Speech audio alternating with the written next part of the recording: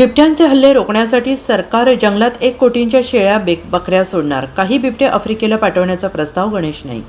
राज्यभरात अनेक भागांमध्ये गेल्या काही दिवसांमध्ये माणसांवर बिबट्यांचे हल्ले वाढल्याचे दिसून येत आहे आणि या पार्श्वभूमीवर आता महायुती सरकारकडून बिबट्यांनी खाण्याच्या शोधात जंगलाबाहेर जाऊ नये यासाठी जंगलातच शेळ्या किंवा बकऱ्या सोडण्याचा निर्णय घेतला जाणार आहे.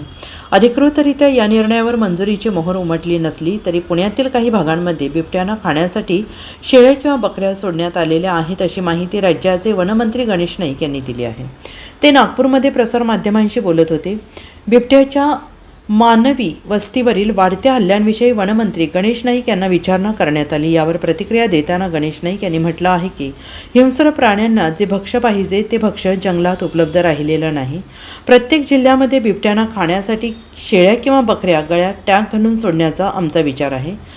जसा प्रत्येक गावात एक नंदी असतो तशाच प्रकारे या शेळ्या बकऱ्या असतील. तुमच्या मुलाबाळांना किंवा कुटुंबाच्या सदस्यांना बिबट्याचा धोका निर्माण होऊ नये म्हणून काही ठिकाणी वनखात्याने या शेळ्या सोडल्या आहेत. त्यांचे रक्षण तुम्ही करा असे आवाहन गणेश नाईक यांनी केलेलं आहे. बाब असे की जंगलामध्ये हिंस्र प्राण्यांना जी भक्ष्य पाहिजे ते भक्ष्य उपलब्ध राहिलेलं नाही. काही प्रमाणामध्ये त्या ठिकाणी वनस्पतींचा अभाव झाला, फळांचा अभाव झाला, म्हणून त्या ठिकाणी जे भक्ष्य हिंस्र प्राण्यांचं आहे ते भक्ष्य गावाकडे यायला लागलं किंवा शेतकऱ्यांच्याकडे यायला लागलं. आणि म्हणून त्या ठिकाणी असं ठरवलं की समजा प्रस्तावित करा की उद्याला भविष्यकाळामध्ये 4 लोकांचा जर जीव गेला तर त्या प्रत्येक जीवागाने 25 लाख रुपये त्या कुटुंबाला द्यावं लागतात. समजा 4 ते 1 कोटी रुपये त्या ठिकाणी घेऊन प्रत्येक जिल्ह्यामध्ये अशा प्रकारच्या शेळ्या त्यांना गळ्यामध्ये टॅग, जसं आपण गावाच्या मध्ये देवाचा नंदी असतो तशा प्रकारचा तो सगळ्या गावाचा नंदी होतो. तशा प्रकारच्या ह्या शेळ्या ह्या तुमच्या मुलाबालांना किंवा तुमच्या कुटुंबाच्या सदस्यांना उपसर्ग बिबट्याचं होऊ नये म्हणून ह्या वन खात्याने सोडलेल्या आहेत. याचं तुम्ही रक्षण करा.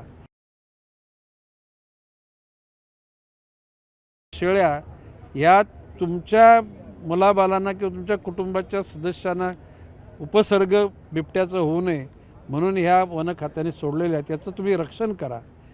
आणि अशा प्रकारच्या शेळ्या जंगलामध्ये सोडायचं प्रस्तावित केलेलं आहे.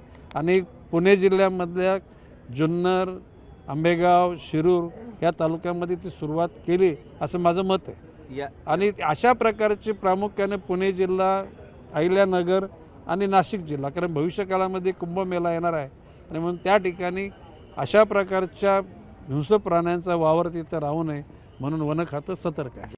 Bureau report SBN Marathi, Mumbai.